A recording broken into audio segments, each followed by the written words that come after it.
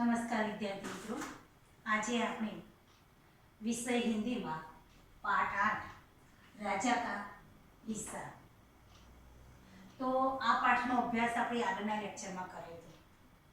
આજે આ પાઠના અભ્યાસ અને સ્વાધ્યાયના પ્રશ્નોની ચર્ચા કરવાની છે। તો દરેક વિદ્યાર્થી પોતાની પુસ્તકમાં ધ્યાન આપે। અહીંયા પુસ્તકમાં પાના નંબર 55 પર અભ્યાસમાં પ્રશ્ન 1 कि निम्नलिखित संवाद किसने किसको कहा और क्यों। तो पहला प्रश्न है कि भले आदमी तुम यह क्या अत्याचार कर रहे हो, भला कई स्त्री को भी हल में जोता जाता है। तो यह वाक्य राजा किसान से करते हैं क्योंकि किसान अपने हल में बैल की जगह पर अपनी पत्नी को हल से जोती है, इसीलिए कहते हैं। जो कहना है बीजू है कि जो कहना है मेरे साथ चलते चलते कहो, मेरा काम क्यों रोक रहे हैं। तो यह वाक्य किसान राजा से कहते हैं क्योंकि किसान अपने काम रोकना नहीं चाहते थे। बराबर आ रीते लखवाना है। तीजू है भले आदमी इस प्रकार तो तुम्हारी पत्नी थक जाएगी और थकावट की वजह से कोई दूसरा कार्य भी नहीं कर सकेगी। तो यह वाक्य राजा किसान से कहते हैं क्योंकि किसान ने बैल की जगह अपनी पत्नी को जोती है, इसलिए राजा को दया आती आई। ये दृश्य को देखकर राजा बोलते हैं। ये मोती चौथो वाक्य है, ये मोती तुम्हारे खेत में उगे हैं, इन पर तुम्हारा हक है। तो यह वाक्य राजा किसान से कहते हैं क्योंकि किसान के खेत में उगे हुए मोती का हक इनका राजा को ये मोती लेने का योग्य नहीं लगता, इसीलिए आ रीते आप लखी सके। बराबर अपनी रीते नहीं महाराज आप इन्हें राजकोष में जमा कर लो और गरीबों की भलाई के लिए काम आएगी। तो यह वाक्य किसान राजा से कहते हैं क्योंकि किसान मानते हैं कि यह मोती का हक राजा का है क्योंकि वे राजा का परिश्रम का फल है, इसीलिए आ रीते आपणे पहलो प्रश्न जवाब लखी सकीए। त्यार पछी प्रश्न 2 है कि पढ़िए और चर्चा कीजिए। तो प्रश्न 1 है कि लड़के विद्यालय में पढ़ते हैं। तो अहींया समझो नीचे आपेलुं छे कि तमे पुस्तकमां जोई शको छो कि संयुक्त अक्षर जे ध छे आ रीते विद्यालयमांनो जे ध ए छे ये अक्षर है ये वर्ण ये द अने य आ बंने मळीने संयुक्त अक्षर बने छे। बराबर एटले विद्यालय। त्यार पछी भिखारी द्वार पर खड़ा था। तो द्वार छे एमां जे संयुक्त अक्षर छे द्व, तो द अने व साथे मळीने लखे। बराबर त्यार पछी यहाँ शुद्ध घी मिलता है, शुद्धमां जे ध, तो द अने ध बंने मळीने संयुक्त अक्षर ध बने छे। अशोक चक्र हमारा राष्ट्रीय चिन्ह है। तो ह ने न चिन्ह। बराबर एक ब्राह्मण पूजा कर रहा था। तो ब्राह्मण में जे ब्राह्मण हम तो ह अने म। त्यार पछी बनवीर का उद्देश्य राजगादी पाने का था। तो जे उद्देश्य जे दे तो द अने द आ बंने मळीने बनेलो छे। आ रीते संयुक्त अक्षरनी समज आपेली छे। तो आ प्रश्न पण लखवानो छे। त्यार पछी प्रश्न 3 छे, प्रश्नों के उत्तर लिखिए। तो मित्रों अहींया जे प्रश्नों आप्या छे ए प्रश्नों पाठना आधारे तमे साथे साथ प्रश्नों लखवाना छे। त्यार पछी स्वाध्यायना प्रश्नों छे ए पण लखवाना छे 7 प्रश्नों। एना पछीनो जे प्रश्न 2 छे कि राजा भोज के बारे में 5-6 वाक्य अंक लिखिए। तो राजा भोजनो पात्र लेखन मतलब कि राजा भोज विशेनो परिचय लखवानो छे। तो दरेक विद्यार्थी अहींया पाठना आधारे राजानी जे रीतना संवादों छे ए रीते राजा भोज विषे आपणे एनो व्यवस्थित परिचय लखवानो छे। प्रश्न 3 छे सही જોડે મિલાઈએ તો મુહાવરે અને અર્થ. તો અહીંયા મુહાવરો આપ્યા છે, સામે અર્થ આપ્યા છે. સાચું યોગ્ય જવાબ લખવાનો છે કે આંખ ખુલના. તો आँख खोलना એટલે કે એનો જવાબ થશે, તમે જોઈ શકો છો કે સહી બાત કા જ્ઞાન હોના. ત્યાર પછી આંખ લગના, તો एकदम से सो जाना. तीजू છે आँख चुराना. आँख चुराना में सही बात से टल जाना. त्यार पछीનું आँख दिखाना. तो आँख दिखाना એટલે કે क्रोध करना, गुस्सो करना, क्रोध आपेलू है अहिया. आँखों का तारा होना, तो बहुत प्रिय व्यक्ति. आँखों का तारा होना એટલે बहुत प्रिय व्यक्ति.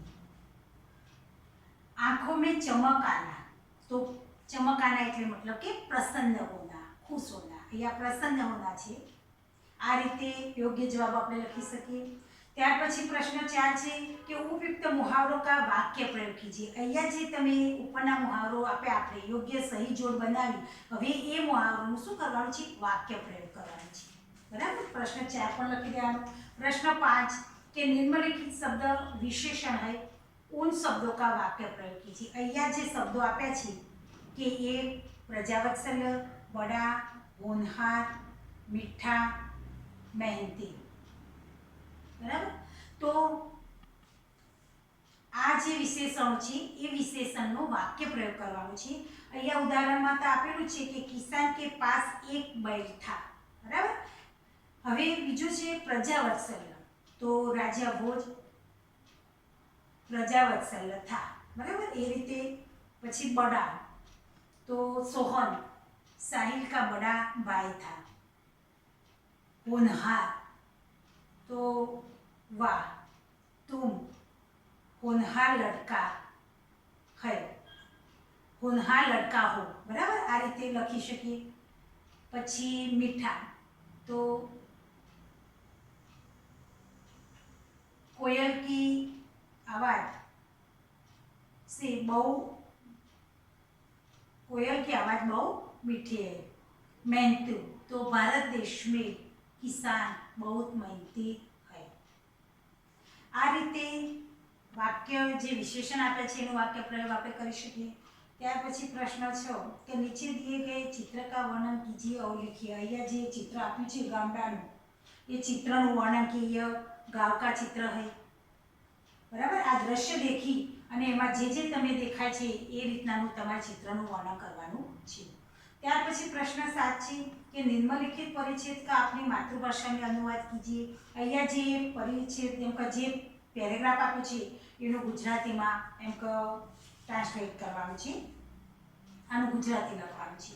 એ પણ તમે લખી શકો કે રાજા ભોજને રથ એમ કે રોક્યો અને કિસાન के पास जाकर कहूँ कि भले आदमी, उनका भला आदमी, तू आ अत्याचार कर रहे हो, भले उनका भलाई करी स्त्री को हल में उनका हळमा थोड़ी उनका जोड़ाई ए रीतनाનું આપણે ગુજરાતી કરવાનું છે.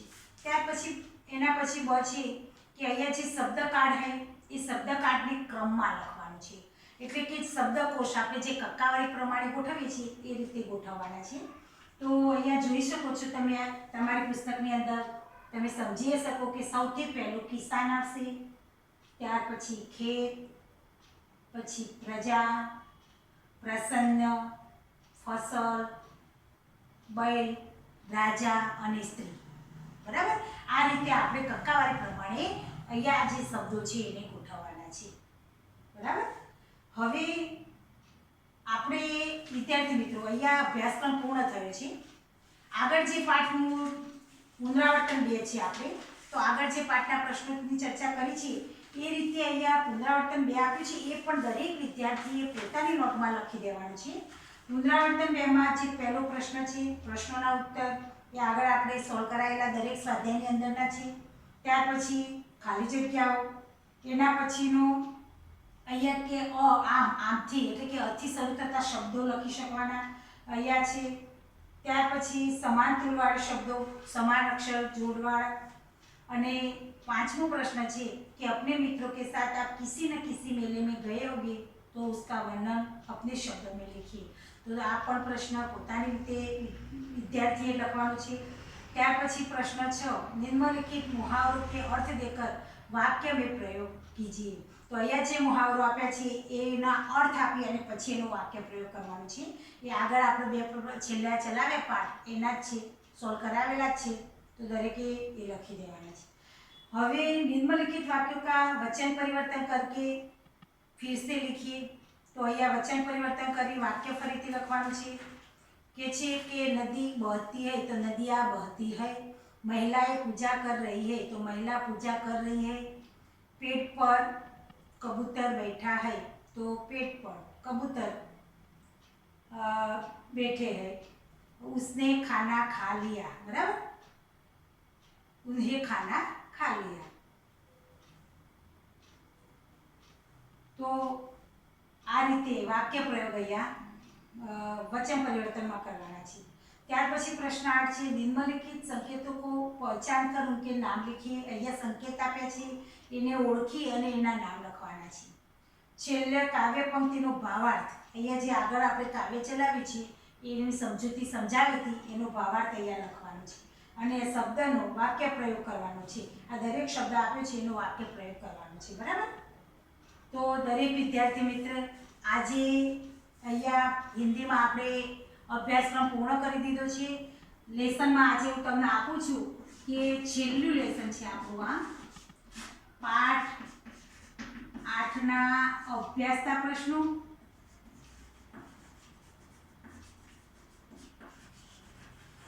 ત્યાર પછી સ્વાધ્યાયના પ્રશ્નો, બરાબર, તમામ સ્વાધ્યાય બધું જ પૂરું, અને છેલ્લે પુનરાવર્તન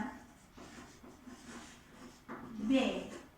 આ લેસન દરેક વિદ્યાર્થીએ પોતાની નોટમાં લખી દેવાનું છે અને અહીંયા જ્યારે મંગાવે ત્યારે લેસન આપણે બતાવવાનું છે, બરાબર। અહીં સુધી દરેક વિદ્યાર્થીએ નોટમાં પૂર્ણ હોવું જોઈએ।